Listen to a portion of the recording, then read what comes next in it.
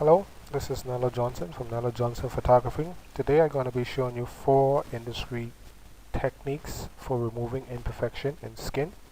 As you see, we have our skin model here, and I'm going to be showing you 4 tools that you can use in Adobe Photoshop that are used by a lot of professionals, and it's industry standard.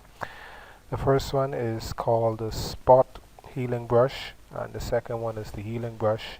The third is the patch tool, which I love, and the fourth is a little bit more complicated. It's called the clone stamp tool. So let's get started first with the spot healing brush. This should be relatively easy for anyone to use. Just make the brush a little bit bigger, and it has settings. Depending on how sharp your image is, you might want to make it harder or softer. If it's more to focus, you want to make it soft. The more focus it in, you want to make it hard. So this is at a good settings right now, and this is a pretty straightforward tool. You just marked over where you want it to be, and that's it.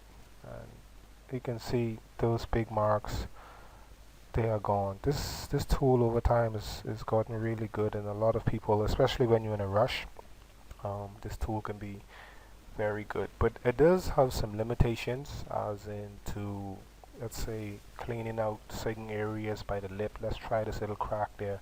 As you can see, it brings in imperfection, because basically it's just finding a spot of its own, and it's just trying to replicate something that's close by. And as you can see, as I try to remove that spot, it will not remove, and it's also not good for clearing out veins and eyeballs. But it's a pretty good tool for overall just quickly trying to move through stuff.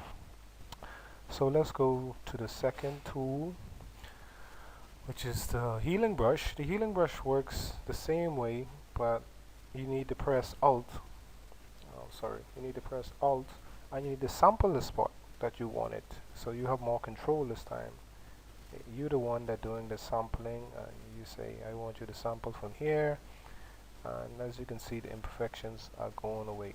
So press Alt and just sample the spot and just paint over that like so, and voila, imperfections are gone. This also has limitations as well. I will show you a little bit later, but this is a really great tool as well. And the same way, it has settings. If a photo is more in focus, you want it on hard. If it's a little bit out of focus on certain areas, you want it on soft. And those limitations you're gonna see in the last moment, why I said both of those tools, as great as they look, they do have some limitation. One of my favorite tool is the patch tool. So you basically you circle and you wrong tool.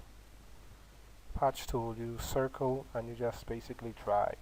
So I'm going through this pretty quick, and I love using this tool. You just circle where you want, and voila, the imperfection is gone. I love using this tool to get rid of big stuff, big imperfections and stuff like that. And also remember, making big moves in Photoshop, like let's say this big move like here, it never really works out. So you want to make small moves. This is why photo editing can be quite time consuming, because to get more realistic result, you want to make small moves. The idea is to make moves and to fool people, to make them think that the photo has not really been retouched, maybe just some little color tweaking, but there's a lot that can go on into photo touching depending on what type of retoucher or photographer you're dealing with. The last one is a bit more complicated, but a lot of professionals use it.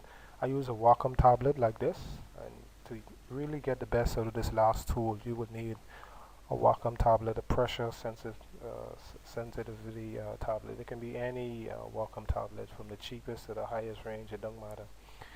Because the last tool gives me the ability to use pressure sensitivity within the brush. And this means that, let's get in a little bit closer here. Let's focus a little bit. Let's try another picture. Let's focus on this model, wrinkles around the neck. And when it comes to neck, some photographers or retouchers like to remove them, but I feel removing them 100% is gonna make the photo look retouched. But what I like to do is tone them down. So press Alt and just lightly come over. Oops, give me a second. Let me just do one more thing. Another thing, great thing about Photoshop is you can work in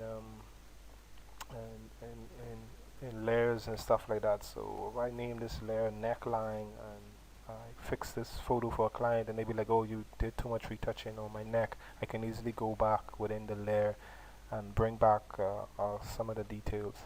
So let's start that again. Press Alt, sample a spot here, press Alt and just lightly sample another spot. And the good thing about the clone stamp is when it's on pressure sensitivity, you can say I can press light, but if I press hard, that will just get rid of that. But once again, as I was telling you, in Photoshop you want to be careful when you make big moves.